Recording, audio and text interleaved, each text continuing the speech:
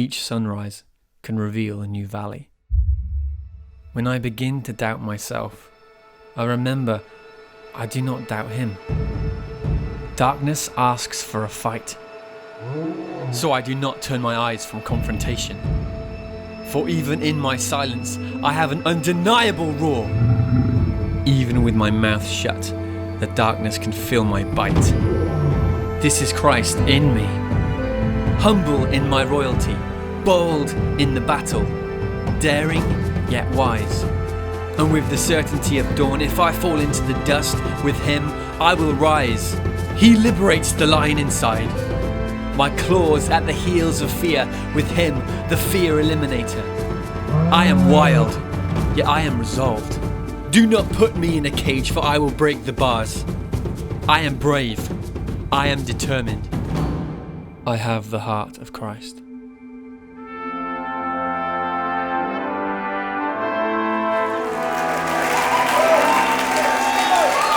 Wow! I'm a lion!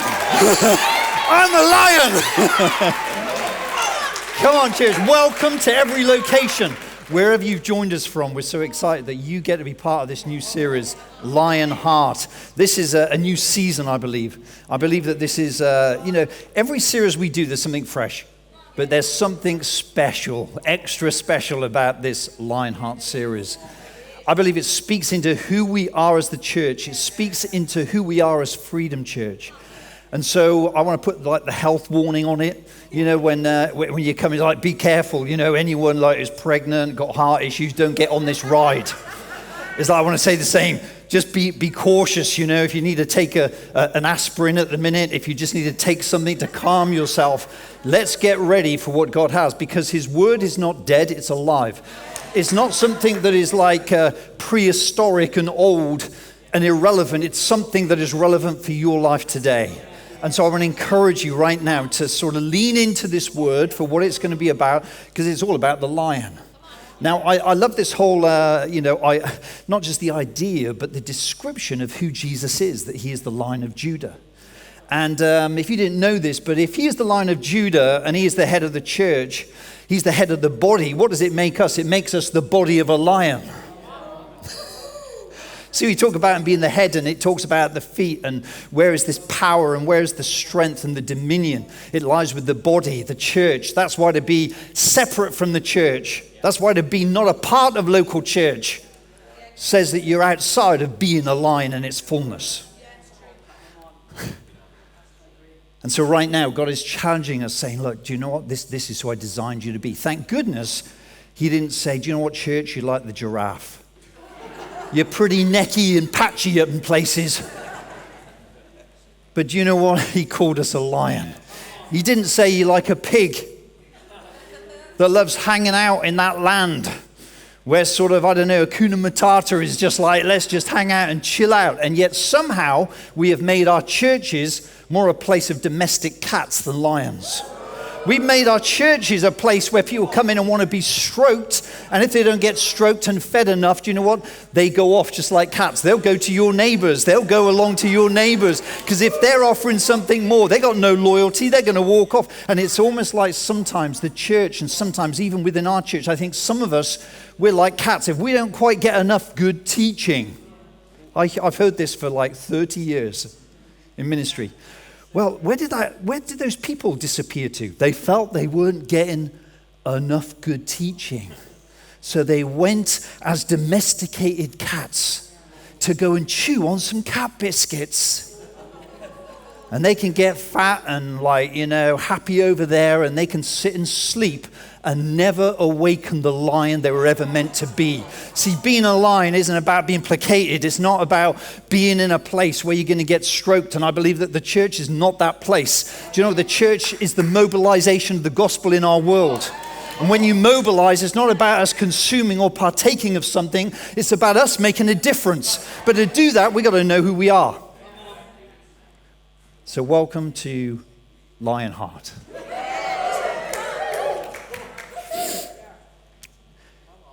Now, when I think of lions, I think of like fighting or engagement, and you don't see a lion who doesn't engage. There's something about there's a fight, there's a contest. And it got me thinking about injuries. And I just started thinking about injuries because I know that sort of as kids, I mean, not just kids, but some of us men are still kids, is like when you go in and you gauge maybe a game of rugby or football or something like that, and especially when I was at school, and you'd go out and you'd have a full-on match. You might have got slaughtered, and you got trod on with studs, and you'd have the stud marks down your leg, and you'd have like maybe if you were really doing well, you get some blood, and you come back in the changing room. It's like, I'm a war hero. You might have lost and you might have like played terrible, but it's like, here's the marks. And then we start comparing them. This is what we do in the changing room. Oh, that's a good one. That's a good one. Well, have a look at this. Any closer? Any closer? Would have hurt my knee. I'll tell you what. You will find, guys. I mean, even recently, Solomon, our youngest, who's just about to go to Raleigh, and he was playing football with our guys in church and came in, and he had this burn. He'd obviously gone down, and it took the skin off there, and it was like, he came in and he went. I was like, respect. And we think it's just about guys, but I took my sister mountain biking recently, Denise, and I took a bike in, and there's probably one occasion I wore some body armor, but it restricts you. Do you know what I mean? It's better off, apart from your helmet, which is helpful at times when you're coming down a mountain, is like if you're going to get bruised and cut, it was like she said, I'm up for it. I said, okay. So I took her on this thing, and yes, she came off, smashed her face, and sort of hurt her nose, thought she broke her teeth, but she was fine. And then I saw her a week later. She came in to church, and I said, how you doing? She said, still bruised.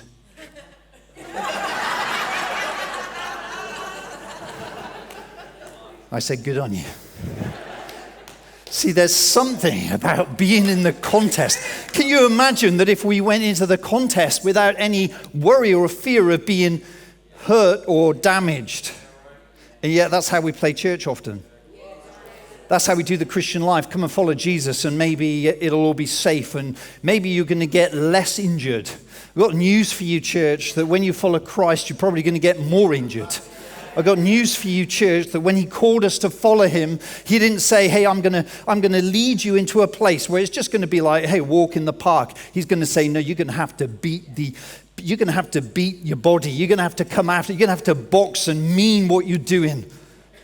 There's going to be something that will cost you. And so I want to call this Bloody Lions with Skin in the Game. This is the title I got for this, Bloody Lions with Skin in the Game. Because if you're a believer, if you are a born-again believer that Jesus Christ died for you and he's your Savior, you have the legacy of being a lion. The DNA of the lion is in you. But it doesn't necessarily mean that you will automatically act like a lion. Because when a lion is born as a cub, they learn what it means to be a lion. You can remain an undeveloped lion who lives in a zoo, or you can discover the wildness that Christ called you for, that was meant for no containment but release. But if you want the uncontainment, if you want the unleashing, it will mean that you will get injured. It will mean it's unsafe. It will mean that there will be marks upon you. And this is what makes me laugh, is when we see the picture of a lion, people like do these Instagrams and pictures of lions. It's always like this, normally a male lion, which I think is a bit rough on the females because they're ferocious. But anyway, it's like the male lion with the mane. They've got this beautiful mane, and they're like just got this handsome side shot. If you look at that, that's actually probably a picture, a photo taken in a zoo or captivity. Because a real lion doesn't normally get to grow the mane that long. Because of the fighting, of the contesting, of the risk, you'll normally find that there's pieces that are torn out and there's normally scars across the face. You will normally find that that lion isn't so attractive that it's actually been engaged in protecting its pride, in taking dominion, in going forward in its purpose. It is not some pussycat that has been tamed. And the church, we need to wake up to this, and I'm coming to wake you up again.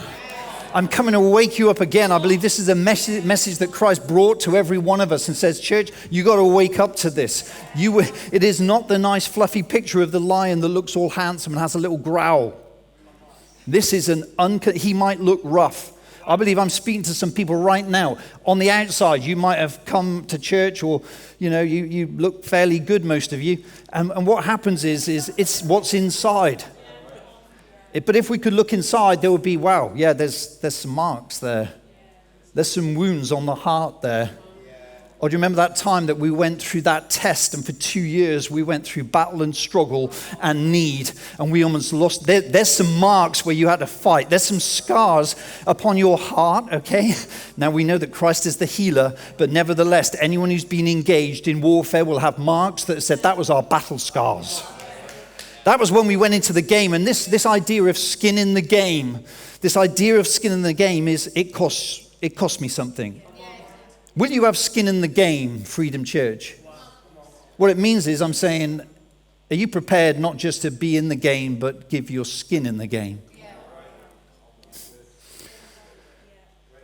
Are you prepared for it to cost something more? Because you can come and observe the game.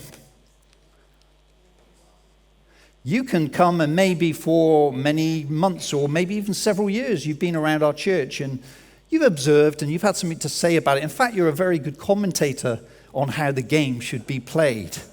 In fact, you're very good at, because of your Bible knowledge, being able to tell people all about the game because you've read all about it. You can actually tell others and cause others to be disgruntled because they just seem to be giving too much. See, we can be great commentators, but never set foot on the field that will cost us. And we will make comments and judgments on others who have given so much that we will perhaps never ever know in prayer, in faithfulness, in loyalty, in giving, in consistency.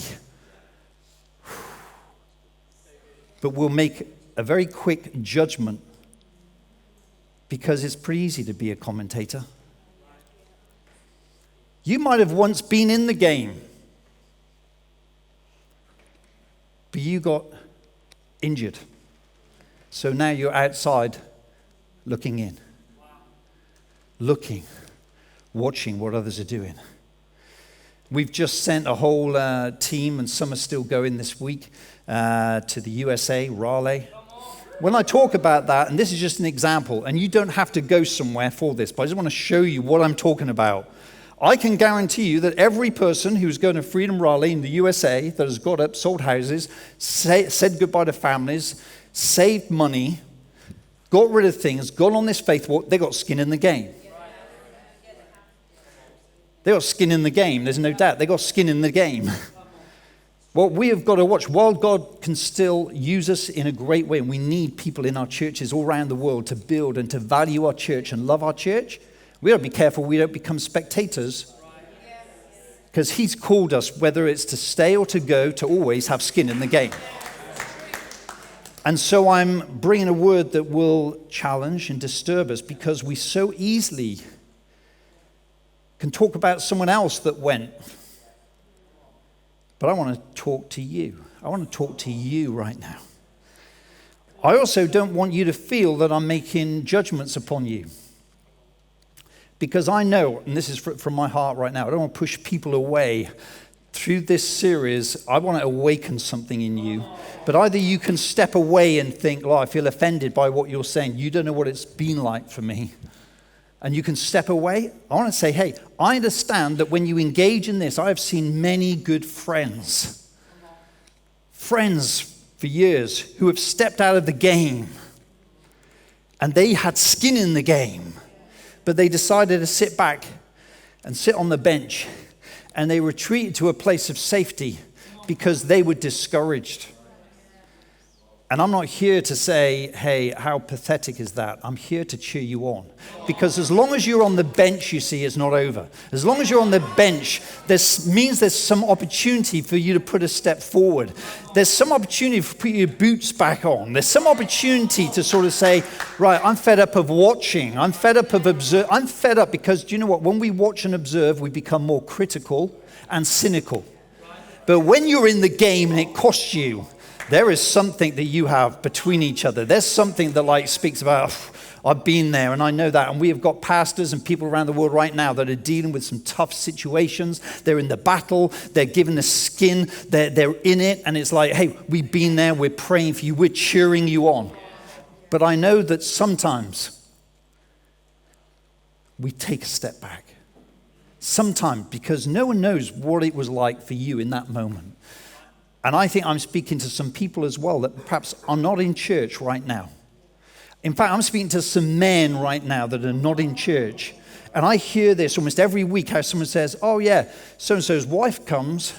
Or yeah, they're part of a church, but no, he stepped out of church some years ago because it's easier to step out on the bench. It's easier to step out than engage in skin in the game. And I want to encourage you that God isn't finished with you. God isn't finished. There will come a day where God will reckon with you and say, what did you do? But that's for another week. Right now, I want to encourage everyone, whether you're right now looking from a perspective of, hey, I've been through some stuff. I've been through some damage. I've been through some hurt. I know that Jesus is the healer. I know that he is the one who cheers you on. And there is still a Lionheart in you right now, wherever you are, right? It's not over, but you've got to understand this is for you as well. Don't exclude yourself. You might feel, wow, this is full on. This is a message that is like almost making me feel uncomfortable. This is a message for you. There's too many people that are sat on the sideline and saying a lot of things or even attending. We know that there's a lot of attendees in church, but it doesn't make you a lion. Skin in the game makes you a lion. Whenever did you see a lion without blood on his face? Only the captured ones. Because they get fed dead meat. The reason you have a lion, if you see a lion with blood all over their face, that is a fresh kill. They hunted. They maybe went out for a week without food. They came, and it might look grotesque to us, but there's something about who God's called us to be. We haven't been bred in captivity.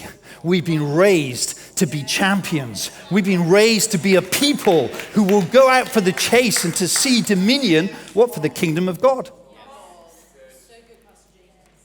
So there's your introduction. Now let's get on with the message, shall we? Now, I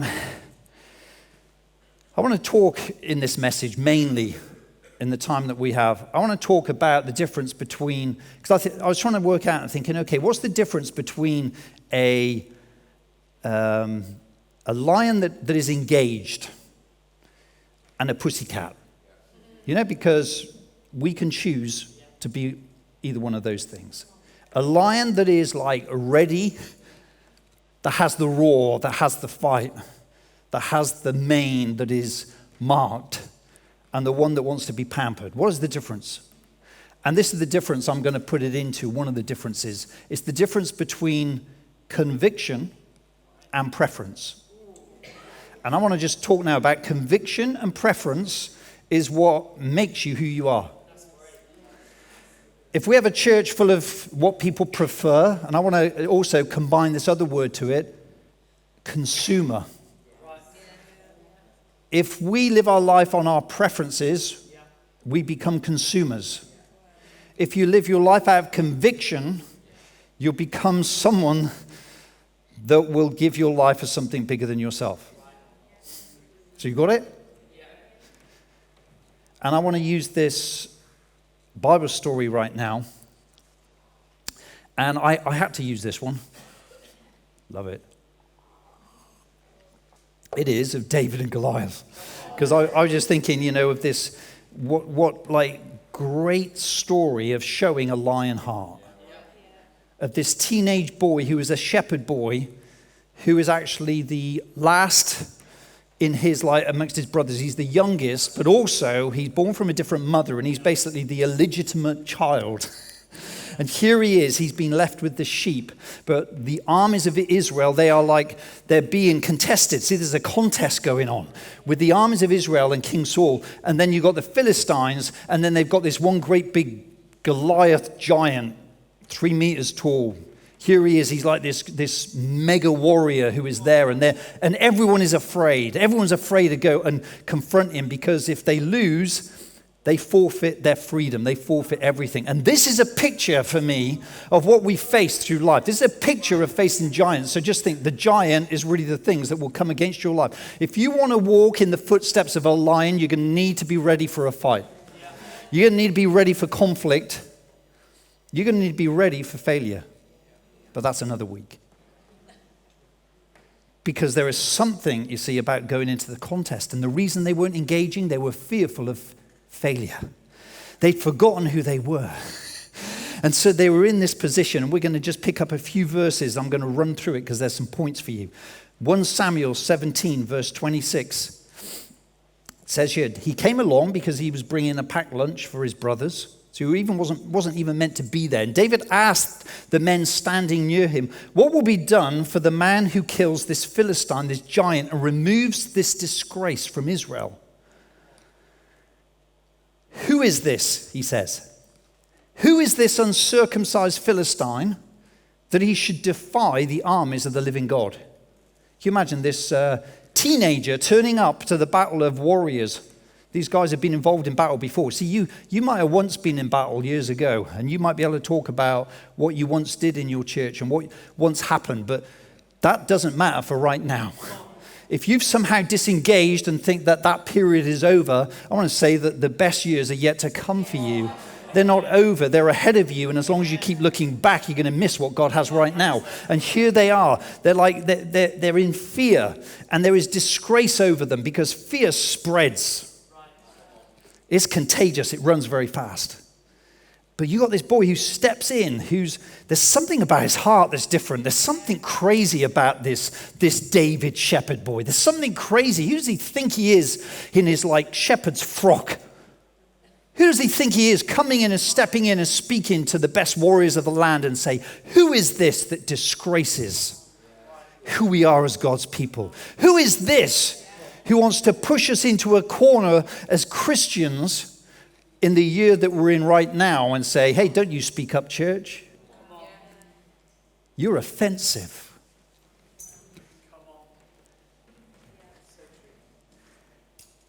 He says, who is this? See, I love conviction. Always starts with a complaint.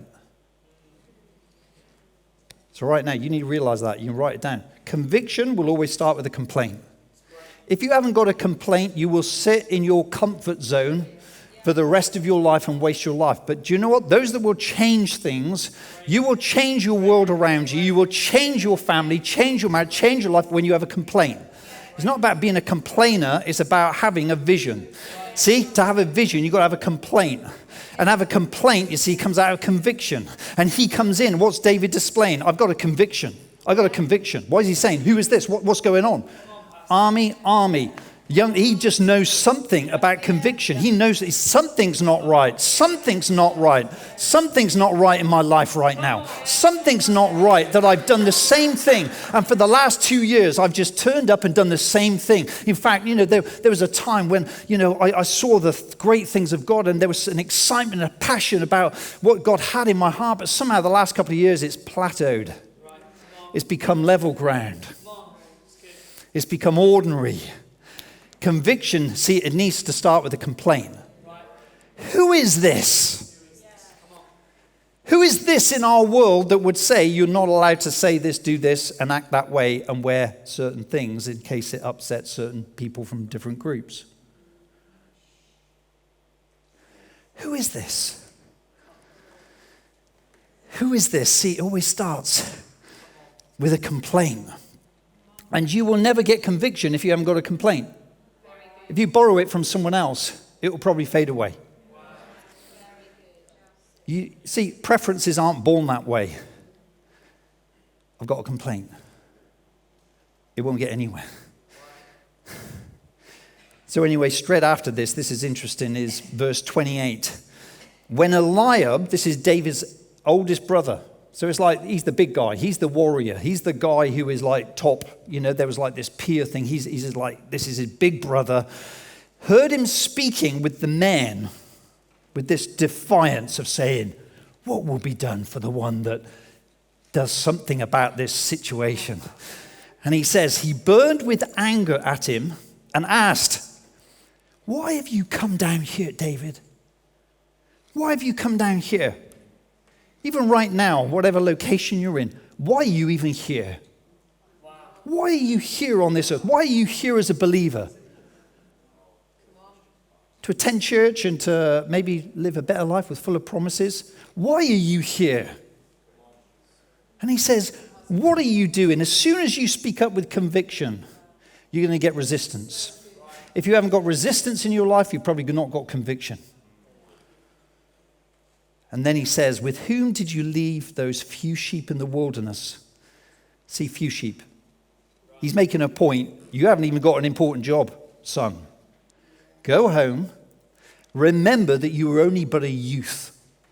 And again, I want to speak to every zeal person in our church, every young person. When you read the scriptures and you see for far too long, we wait till someone can really get things right and graduate and become mature, and maybe they're getting to their mid-20s, and before we start to believe in them. But you need to see what's happening here. God is saying, I believe in this guy because he's got conviction about him. And it's like, you're going to be put off. Oh, I don't really get the opportunity. He's making opportunity because conviction does this. I know how conceited you are and how wicked your heart is. This is to David. You came down only to watch the battle for some fun. You don't even know what this is about. So my next point to do with this is conviction irritates the consumers. Conviction irritates the consumers. If you get a group of people in church who are the ones who like, well, I prefer it done this way, and I prefer the worship that way, and hopefully it's not too loud, and hopefully it's this way. I don't quite like it the way we've done the seats, and it would really be helpful because my group, I just don't think it's really like gelling together very well. And what we do is we got the preference crowd. Then when you get the conviction crowd who are passionate because of the conviction, and because this week they've been out praying for their neighbor with cancer, and this week they have got things going on in their family where they need to see a breakthrough, you'll see conviction right there. You can either bow down or you can step up. There's something about what you've got to do, and it all comes down to what heart have you got? What heart have you got? And here he is. See, straight away, David bumps into his big brother. Intimidation, staring, saying, what are you doing? Get away from here. But what he do, he sees, thank God. See, he's irritating him. He's like, you're a stench. See? If you really want to have a lion heart, you're going to be offensive to people around you. That means you're not going to be everyone's best friend. Oh, that's more of a preference person. What's your preference? How can we keep you happy? I learned a long time to get free from that. Free from building a church that pleases people and then building a church that pleases God. It starts with our heart. It starts with us. And then he moves on, and the king hears what like David is saying. So he moves on. And he comes he's got like an audience with the king. Amazing how your conviction gets you into places. And here he is, 1 Samuel 17, 32, 33. David said to Saul, let no one lose heart on account of him. Where's your lion heart? Remember who we are. We're the tribe of Judah. We're the tribe of Judah. See, there's something about the lion that is awakening here. And he said, don't lose heart on account of this Philistine. Your servant, he's not saying, I'm sure we get like a gang together, a bit of some of the best warriors. He's saying, no, your servant, me, I will go. How far How often do we look for someone else to step up where we should be stepping up? As we're seeing a big crowd from Hereford move to the US in the last few weeks, do you know what? We got gaps. Who's going to step up? Instead of saying, oh, well, we've got quite a few gaps, haven't we, right now? See, here David's saying, hey, let no one's heart, don't fail, don't let it fail. But even right now, do you know what? I think there's something in this that I will go. Here I am, I will go. And then the king replies again, see, you are not able. So he steps up with the courage. You are not able to go out against this Philistine and fight him. You're only a young man. Remember, you're a teenager. Remember, you're only of that sort of age group. Can't take you seriously. You need to get back to your sheep. But the man you've got to fight against has been a warrior since his youth. It's like, hey, let's just hammer this guy down a bit more. But something in David, and they try and put the armor on him, you see. They try and say, let's make it as safe as possible. Let's make sure if you're going to go down this mountain, when you run down towards him, at least you've got some protection. He goes, no, he put it off. He said, no, because I know that a Lionheart wants to take risks. I know a Lionheart isn't about preservation, but about being consumed by who Jesus is. So what does he do? I love this picture in verse 48. So he approached him as the Philistine moved closer to attack him. David then ran. He ran quickly towards the battle line to meet him. In his frock, he runs towards him. See, the Philistine's coming. He's shouting abuse. And he says, you send this dog to me. And he's there thinking, oh, I ain't no dog. I'm a lion. I'm a lion. See, in his heart, he's saying, I'm a lion.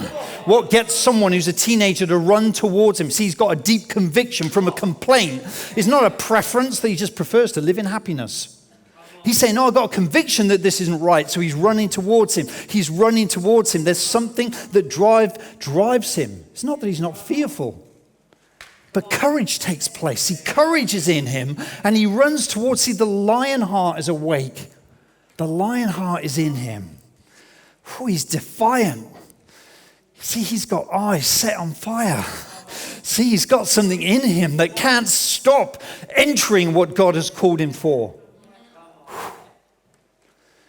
As we know, he goes down, he defeats him with the stone, and the army see an incredible victory. They see a great victory that day. And we say, what a great story of Goliath. Well, I've got a little bit more for you. Because this is the bit we sort of stay at. And it's like such a great story. But it's hard for some of us to relate to. Because what a story of victory of this, David becomes the hero and they sing songs about him. What happens straight away afterwards? King Saul, who basically was in his safety, in his preference, and in his consumerism, he gets offended by what? Conviction. And what he starts to do is he starts to I don't like this David. He might have delivered us and saved us, but he ain't a hero anymore. He's taken my place. And it says that on several occasions he tries to kill him. Right. Even the room, he throws a spear at him. He's trying to kill him. You've got to be prepared that if you're going to go after conviction, if you're going to become a lion, if you're going to get a roar, it will attract attention. And the enemy will want to kill you. Oh, it's hard, this Christian life. I just feel like, it's so heavy. It's difficult. You got to run. David could have had all those reasons. I don't feel like anyone likes me. I don't feel like even my own family don't really like me. It's like, I'm out here dressed like this and they're all laughing at me. Even if I wasn't here, I don't think anyone would notice, so I may as well just... No, he's got something in him. He's got some, but you've got to be prepared. He couldn't get the victory without doing this. But it moves into now, these attempts on his life. Can you imagine? I'd have a bit of a crisis going on. I think, who saved the day? Who's having spears thrown at them by their king?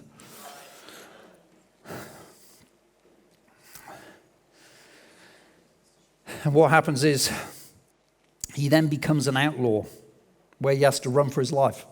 So you might have heard of Robin Hood. He becomes Robin Hood. He was original Robin Hood, outlawed, right? It's like he no longer, and then he was exiled and had to go and live with the enemy.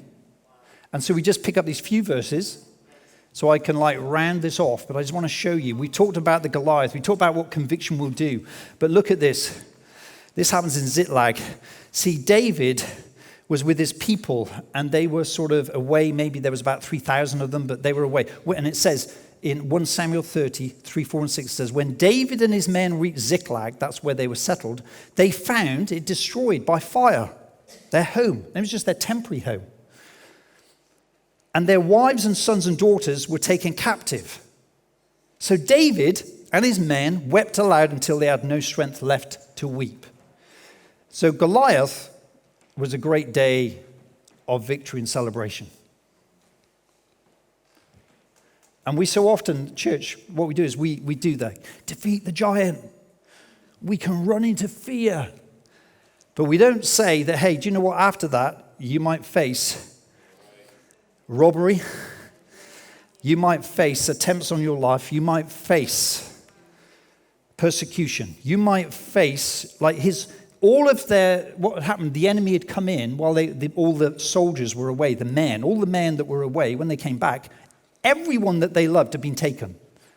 That was all they lived for. That was everything gone, and they didn't even know where they'd gone. And so they wept, so they had no strength left in them. But you see, even in this moment, when David's weeping, he's there with them. They're on their knees in the dust, sniveling.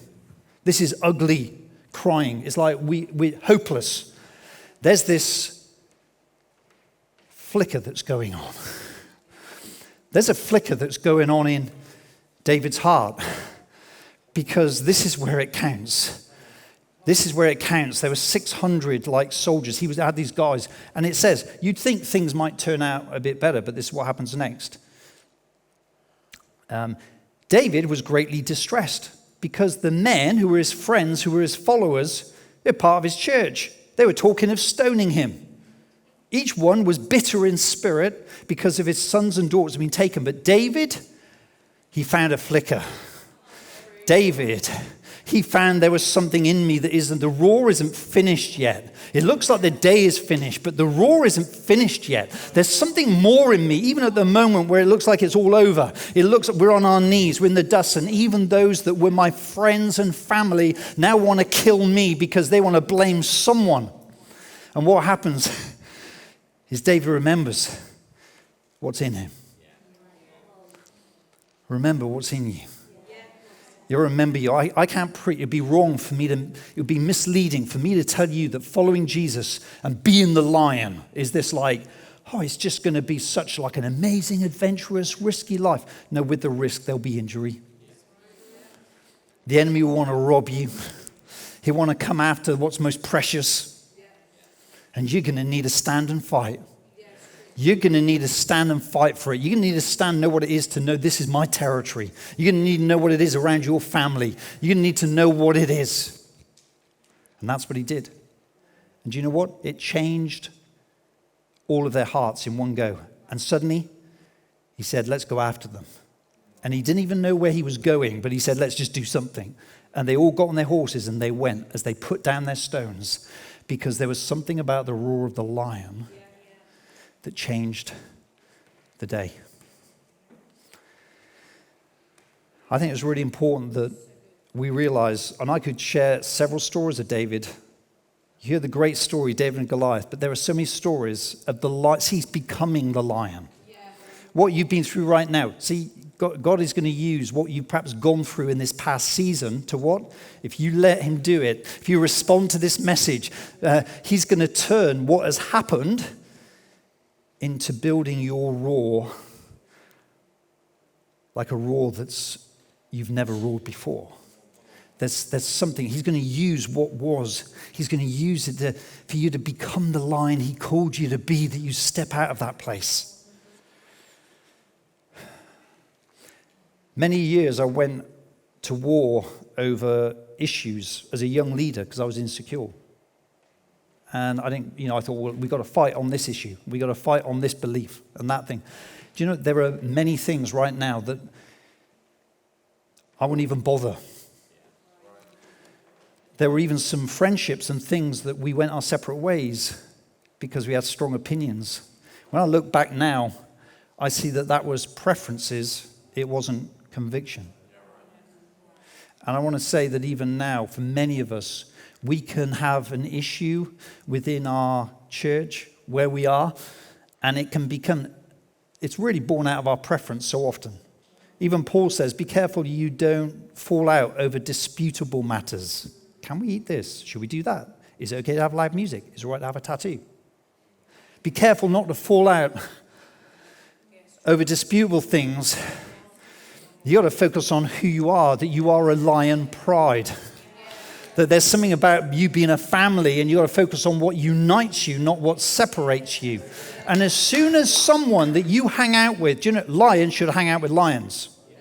But if you're a cat and you want to be stroked, you'll hang out with stroked cats and pigs. They want to mess around in the muck and throw muck at other people. But lions won't put up with that. Lions won't put up with it. Lions will start to say, no, I don't want to be around that atmosphere. I don't want to be around that language. I don't want to be around that disgruntled church stuff, or people that really don't love the bride in the way I love the bride. Do you know what? You will become like that. Before you know it, you will plateau. And maybe even right now, you've seen your life plateau. And it's like, there was a time I was more excited about serving Jesus. There was a time that I pursued him with greater fervor than ever. And I'd say, look at your preferences and look at your conviction. And I believe today your conviction is calling. I believe your conviction is calling.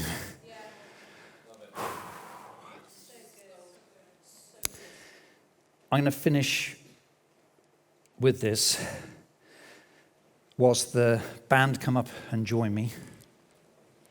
And it's a simple graph that I've got. I just want to put this into a very simple way.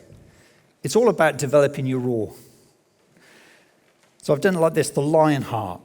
The very first level of skin in the game, right, is the fact that it could cost your family.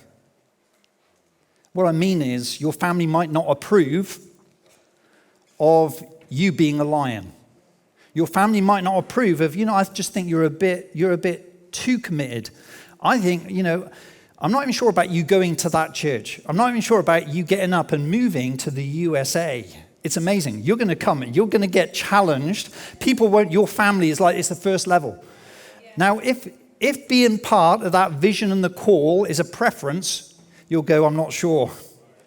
Let me just sit on this because I know I haven't got family that are really, it could upset them. So I better keep people happy. The second level is your peers. So family, you see, is Eliab. He's this brother of David. Next, peers, this is the king. He's saying, you're only but a youth. So you will find that there will be friends and people around you that you're going to have to walk away from because they're not interested in pursuing the lion. They're interested in consuming. And because of it, you're going to need to understand, is my conviction going to drive me towards this? Legal action. What do you mean? See, David became an outlaw. Being a believer in this world today, in some parts of our world, it is illegal. Even right now, there is a pressure, especially in the UK, about what we can say and what we can't say about the gospel and about what the Bible teaches, because it may offend. There is coming a day when we will perhaps break the law because of what we believe. And see, conviction would say, but are you ready for it? If it's a preference, you will drift to the back and you will say, let's go to a church where it doesn't really confront those things so we can live out our lives and be ambiguous.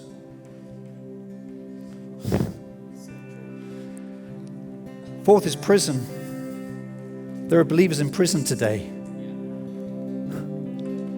There may be believers in this country in the future because they want to preach the gospel that we believe in. Lastly is death.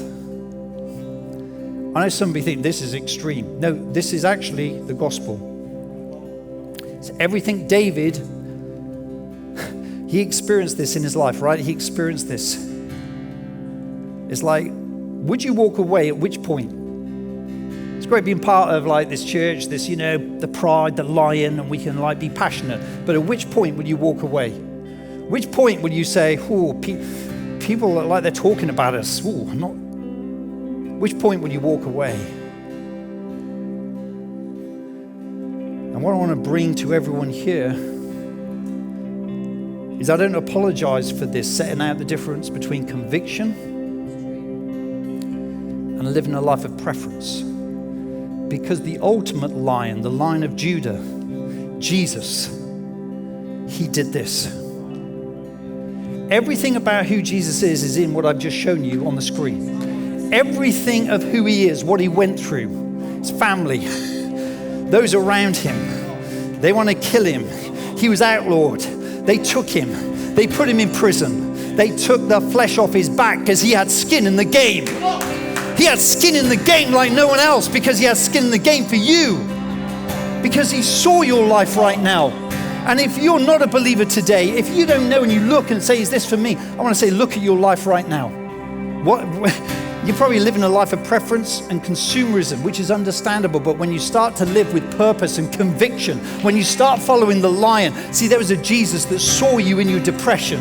He saw you in your struggle. He saw you in this world saying, I don't know what the point is. I'm lost. And he says, oh, I'm coming to the lost. I'm coming for the lost. I'm coming for the lost today. He's here today to bring you home. He's here to bring you home. See, he's here, church. And I'm saying, church, what skin in the game do you have for this church? Are you a traveler passing through? Are you a hireling that's just coming to do a job? Or are you here with skin in the game? Skin in the game. And he's saying, will you step up? Will you step off the bench? Will you get off the bench and get back in? Some of us for far too long, we've been watching, observing, worrying. Is it, shall we stay? Shall we go? I'm saying now is the time. This is a time for you to step up into the game. Skin in the game. Find your roar like never before. Find your roar, church. I'm encouraging you right now. You need to find the roar that's in you. We're not playing the church. We are the church. But that means that the lion is within us. So we need to do this. We need to follow this through.